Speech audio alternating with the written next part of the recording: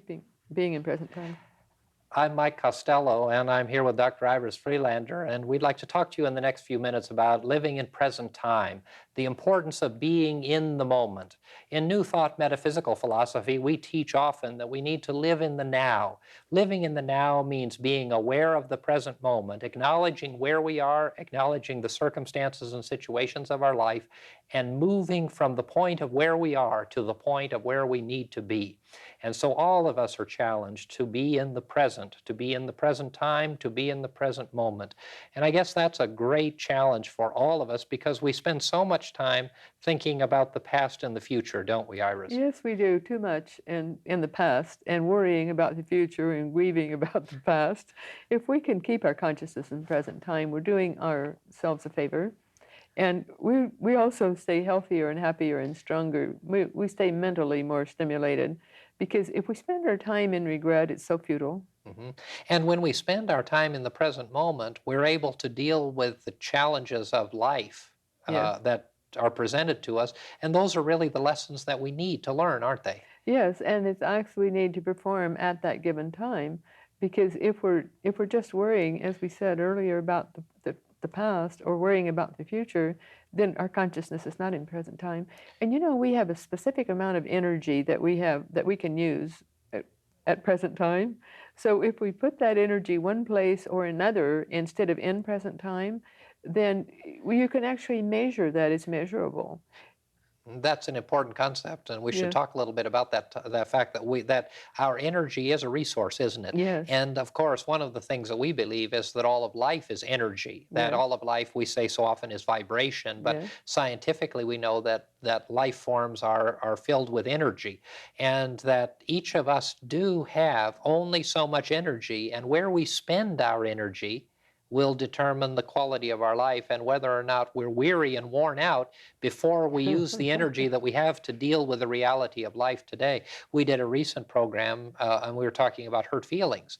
And when we think about our hurt feelings and we spend a lot of time dealing with hurts of the past, we're really spending a lot of energy on that, aren't we? A lot Yes. of our energy resource. Yes, we are, and not rightly so, because we need to spend our energies in a positive way. And anytime we spend them negatively, then we're like spinning our wheels, and we're not doing ourselves and our lives justice. And we all go into modalities like that where we're worrying about certain things. But if we consciously bring ourselves up, then it makes a difference than if we just wallow in negativity in any sense. Yeah, I'm thinking of an example that I've used in sermon messages before, and I can see this picture in my mind's eye, and it is the fact that most of us are trying to go up a down escalator, and the escalator's coming down, and we're running to go up. And so many times in our lives, we feel that way all the time, don't we? We're out of energy, we're out of time, we're weary, we're battling constantly, Out of sync. out of sync. And in truth, the problem is that we fail to be in the present moment. And with that escalator picture, what we really need to do is, instead of fighting our way up, is to turn around, ride it down, and get on the escalator that takes us where we need to go. And that's really a lesson that we all need to learn, isn't it? Yes, it is. And how do we get on the down escalator when that's where we want to go? Through our time of introspection, prayer, and meditation, isn't it? Mm-hmm. And if we do center ourselves in that way, then we are more able to see clearly and not go by our negative feelings, but by our positive feelings. One of the problems that keeps us from the present moment or the present state of being and state of mind is the fact that we want it, in many cases, to be the way it used to be, the good old days syndrome. And the good old days syndrome really is a picture that most of us have painted of a past time that we've painted in our mind to be better than it was. And the fact is that today, these are the good old days of tomorrow. And for most of us, when we look back into the 60s and the 50s and the 40s and the 30s or the 20s, we see that era and that time as being so much better. But in truth, there were many things about those times that weren't that wonderful. And so we need to give up this idea of looking and pining for the good old days, don't we? Yes, indeed. And if we are realistic, if we look honestly, we can see that it was always a balance. And life is always a balance, and we have to balance it out. And when we get off balance, then it affects us physically, it affects us mentally, it affects us in negative ways. But as we balance um, our lives going from day to day, from week to week, month to month, then we're more able to see clearly, and we're coming always from that positive aspect of being if we balance constantly instead of allowing ourselves to get bowed down with problems, because everyone has problems, we all have problems. There's not, we wouldn't need to be on earth if we didn't have. So as we look at life in as a whole aspect of being instead of segments, then we're more able to see, aren't we? We are, absolutely. And as we look at the present moment and the present experience as an opportunity for learning and for growth and for challenge, then we draw upon the strengths and the lessons that we've learned in the past, the love and the strength that we've had in the past, and we can look to the future for the opportunities that they have, but we really need to deal with what we're faced with today. Just keep our, you say that often, is living in the now, and that's the same as keeping our consciousness in present time. And as long as we consciously try to do it, then we're succeeding in great measure. It's the intent, isn't it, that makes a difference? It's the intent and the awareness and the commitment that we make to the dynamic of how our mind operates. And so much of our time spent on this program and in the church and in the center relates to empowering people and helping them to deal with circumstances and situations. Hmm. And help people to understand that we all have our problems, we all have our failures, we all have our shortcomings, and we're never able to achieve and accomplish what we want to immediately. Everything has to be worked toward. And that's the secret, is not expecting too much, but yet expecting a lot in life, but expecting things to unfold in a normal way. And that's an important understanding that I think we all need to come to, and that is that life is a process, isn't it? And it's Yes, an unfolding yes. process. And for each one of us, it unfolds a little bit differently. And there's an interrelationship between us and those around us, between us and our family circle, us and our friends. But our life and their life and the life, the collective consciousness and life of everyone on this planet is unfolding and evolving and growing as it should and as it must. And in that process, we need to be in the midst of where we are, and we need to accept the place that we are. And where we are in any given time in the present moment may not be where we want to be, and it may not be where we'd like to be, but not acknowledging the fact or failing to acknowledge the fact that we are where we are and beginning the process of moving from there simply puts us out of the present moment and inhibits our ability to make the most of the experience. Yes, and one thing that helps us make the most of an experience is gratitude, to be gratefully aware of what's around us. Excuse me, gratefully aware of what's available to us, and in the way of inner spiritual help, and also in the way of other people around us helping us, because we're all helped so greatly by so many people, and yet we don't really acknowledge that. Mhm. And as you touched upon so beautifully, the acknowledgement of what is being done for us on the inner planes, Yes, on the invisible side of life, in the yes, spiritual realm. And of course, on this program, we share a lot of spiritual values and ideals that are a part of our faith tradition. But it doesn't matter what an individual's faith tradition or religious background is, we need to, all of us, acknowledge the fact that there is a spiritual dimension that undergirds what we do, and that dimension is available to us and that help is available to us. One of the marvelous things today that we see so much is all of the literature on angels. And I think it's yes. just tremendous and wonderful because at least it raises awareness among people that there are angelic presences all around us and touching us in so many ways. Yes, and very often we think it's our imagination when it truly is. I heard of an example where there was a woman whose child was a hemophiliac, and she had to be very careful wherever the child went that it wouldn't hurt itself. And she and her husband and the child went to dinner at a restaurant, and she scanned the place to see where the child might hurt itself. And her husband went to pay the bill and get the car, and just as she and her child got up from the table, he slipped and fell and hurt himself very badly. And she says, "Oh God, I need help." And there was a figure, a person came to her aid, a man, said, let me help you with that child. And she wouldn't let anyone touch her child as a rule, but she allowed that man to help the child. And just as she turned to say thank you to him, he disappeared. So she said she knew that was an angel who came, and I believe it was too, because angels come, they help us all the time, but we fail to acknowledge that they were there. We think it was our imagination, and we're ahead of the game if we say thank you, Father, for this wonderful help that we've received. Yeah. And thank the presence of God in the midst of every circumstance and Yes. situation. The other thing that's a little harder to do, but we certainly subscribe to it in our church and in New Thought teaching, is to even give thanks for the difficult things Yes. in life, even to give thanks for the challenges and thanks for the hurts in a way, Yes. because each one of them creates an opportunity for us to overcome, to grow through the experience, and not to just go through it, not to endure it, but instead to make it something wonderful and something magnificent. And in the midst of a challenge, in the case of this lady who was dealing with the threat to the health of her child, the ability to deal with that circumstance and situation, and even to give thanks and to call for that help.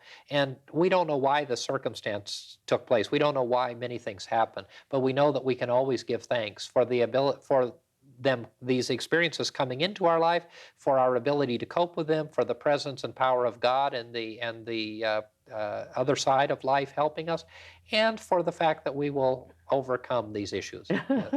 That's true. If we can only give thanks for the ability to sustain ourselves and to maintain our energy and to thank God for the inner help we receive, well, then that in a sense we're saying thank you for this problem because we're saying thank you for the ability to overcome it. And when we do, we're sending a certain energy our way that is so healing and beneficial.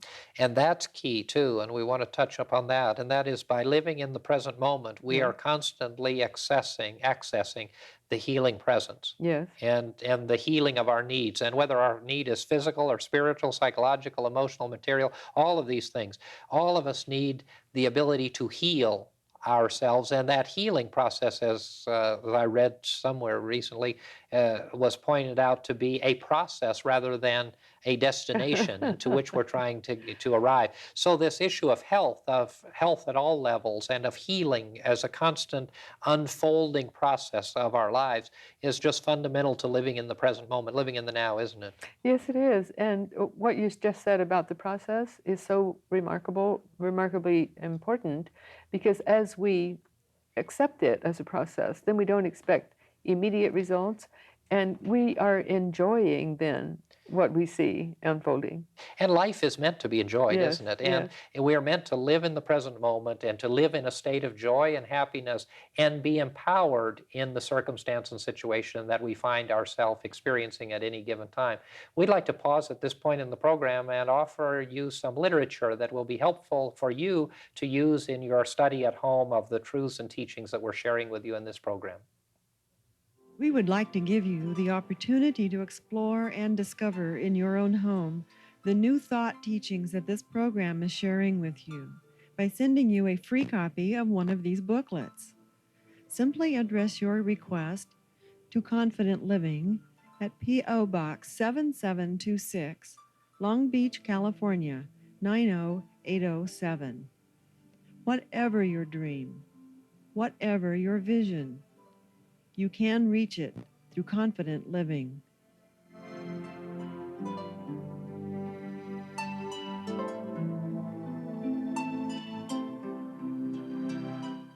We're talking to you about ways in which we can live in the present moment. And Dr. Freelander and I were sharing before the break some ways of identifying opportunities to be in the present moment. I think in the last half of the program, maybe we could talk to people about how it is we can be vigilant to be in the present moment, and techniques that we can use to continue to center ourselves. Well, I think first of all, when we find ourselves drifting into the past in a negative way, regret or whatever negativity it is, then we consciously bring our consciousness back to present time. And those things will happen, but we can consciously bring it forward. And the same is true about fearing the future. Anytime we're thinking negatively about the future, then to consciously bring our consciousness back. And we can do that.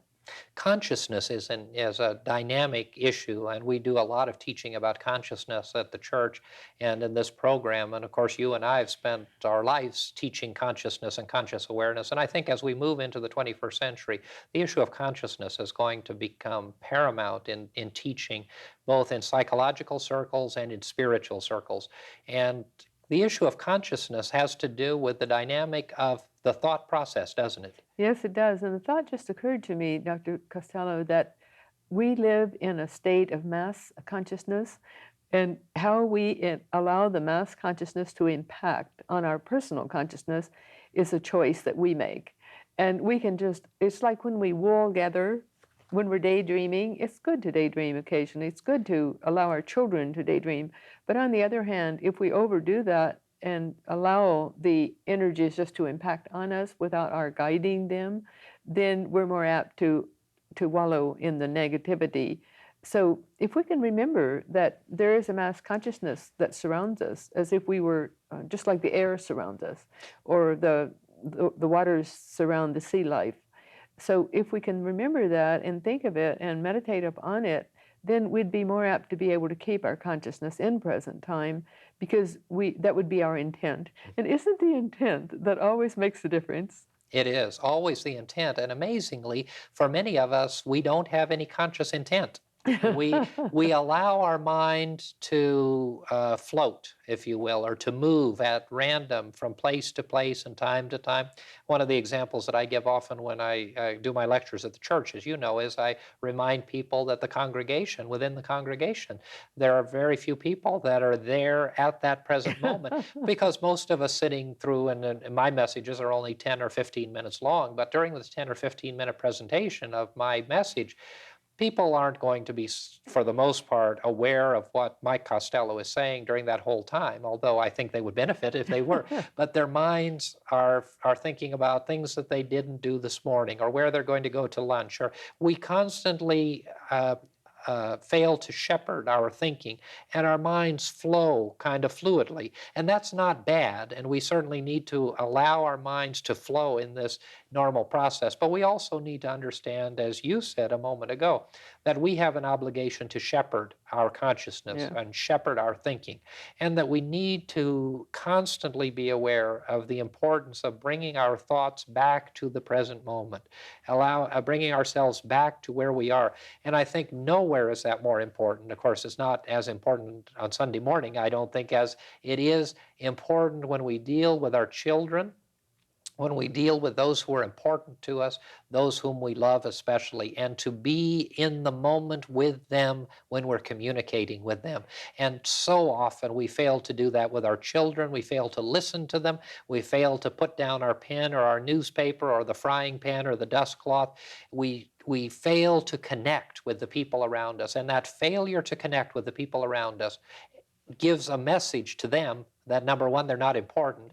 And number two, it diminishes the value that we gain from the relationship with other people, because we fail to make this wonderful connection, this wonderful opportunity that we have to communicate and be with that person. And so this issue of put down what you're doing, make eye contact, and devote your time and your attention to the person to whom you're speaking, or who's speaking to you. And that, I think, is a tremendous lesson that we need to learn, and we need to cultivate that within ourselves. And as our minds float in and out of consciousness and in and out of present time, we need to be aware when someone speaks to us, or we're speaking to someone, to, for heaven's sake, for our sake, for goodness sake, be in that conscious moment and give that, because that's a precious moment. And then next to that, next to the precious moments that we have communicating one to another, are the precious moments that we have in meditation and prayer, and to be in that present moment as well. To keep that modality only. And you have pets. I bet you've seen the same thing happen with your pets, with your dogs, that if you give them personal attention, they respond ever so much better than if you just say something offhandedly to them. Don't you see the difference? Yes, absolutely. And we see it with children. We see it with children, and so often we've all experienced it, and unfortunately we're all guilty of it too, is that a child comes, here a formative human and spiritual being comes to us either with some bit of information, or to share something, or to ask something, and we're too busy, or we're too unconscious to do that. And I think that begins the process of doing so much damage to that child and so much damage to us. It cheats us both. Yes, exactly. And if we can feel cheated enough, then we will change. We'll change. Back to the animals, I have a dog that's staying with me for a time. And that dog, a lady who had seen the dog for the last 4 years, had never seen the dog run because it was born with a problem without a shoulder socket. And I've been talking to the dog and working with it expressly because I have the time to do that. And I'm able to treat the dog as if it's another person. And, the dog has been running with me in the backyard.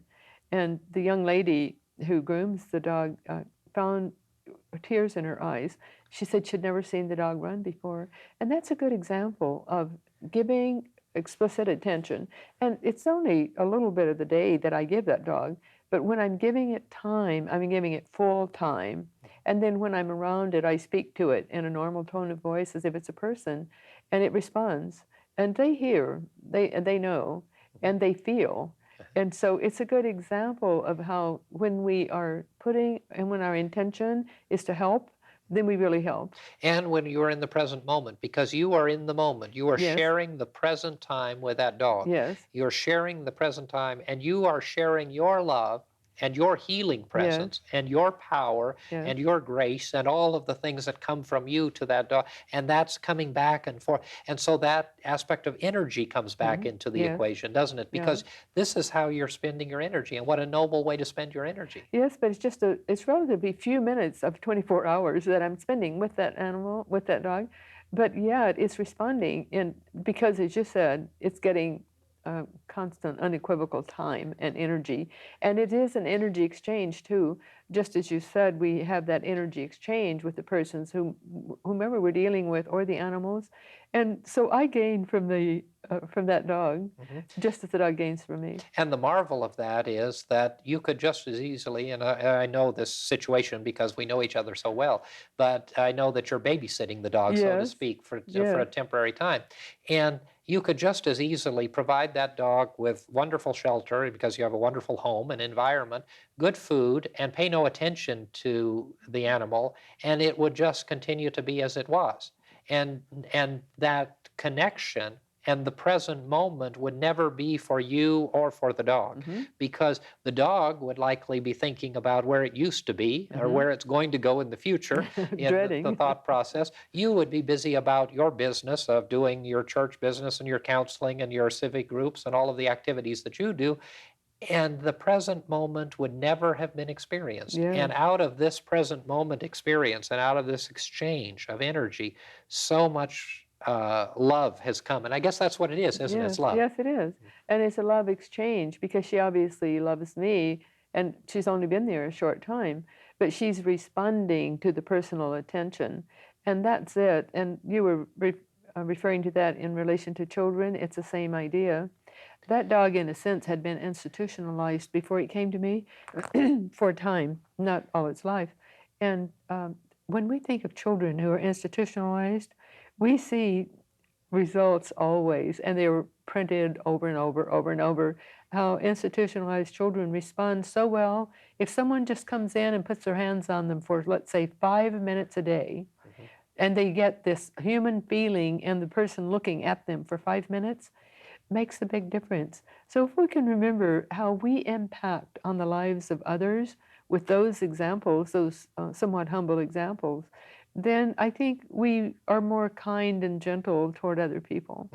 And we see the value and importance of being in the present moment with people. Yes. And sharing in that experience and not spending so much time in the past. And of course, that's true when we're with each other, but it's also with other people or with other animals or living beings or plants.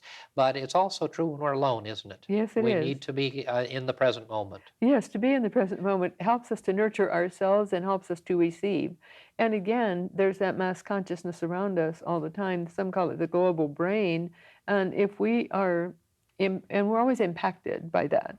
So if we're impacted in a positive way when we are not resisting and when we are just accepting And when we accept, we open ourselves to this positive influence and positive presence. Yes, and it's so important. It's our own intent. If we intend to be happy, we'll be happy. Someone said people are as happy as they make up their minds to be. And isn't that true? If our intent is to be helpful and loving and thoughtful and strong, then that's what we are. If our intent is to just go into a shell, then that's what we are. And we're not then giving out energy, and we're not unfortunately receiving energy, because the energy is always there for us to accept. We just have to accept it. Mhm. And as we do, we become co-creators with the presence and the power of the universe or God, and we become co-creators of the environment, and we become an influencer of that mass consciousness that you talked about. Yes, and isn't that a beautiful thought? And everyone who hears what we have to say should realize that they are important. They are a child of God. They are important in the eyes of God because they do indeed, as you just said, co-create. And everything is important in the eyes of God. Every person is important in the eyes of God. So we can co-create in a negative way or in a positive way. It's up to us. Mhm.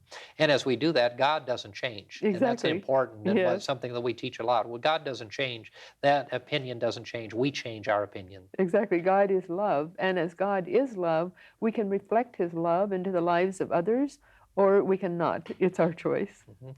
And choice is always what it comes down to, isn't it, Iris? Yes, it is. Life is always, it's a cliche to say life is a series of choices, but it is. And all of life is a series of choices. We can choose to do throughout the day whatever we choose to do, whether it's nothing. And sometimes it's good to do nothing, just to be. And we need to, it's like we regroup our energies when we do that. Yes. And we do need to make the choice for life and for our happy life and for our abundant life. And we do that by living in the present moment. Dr. Freelander and I have been sharing with you some concepts and ideas for confident living and ways in which you can have a more confident, fulfilled life by living in the present moment and growing and going through every experience with thankfulness, joy, and happiness. We hope this information has been useful, and we look forward to seeing you next time. This program is a community outreach of Christ Church. Dr. Mike Costello speaks each Sunday morning at 11 a.m., and Dr. Iris Freelander speaks on Wednesday evenings at 7 p.m. at the church.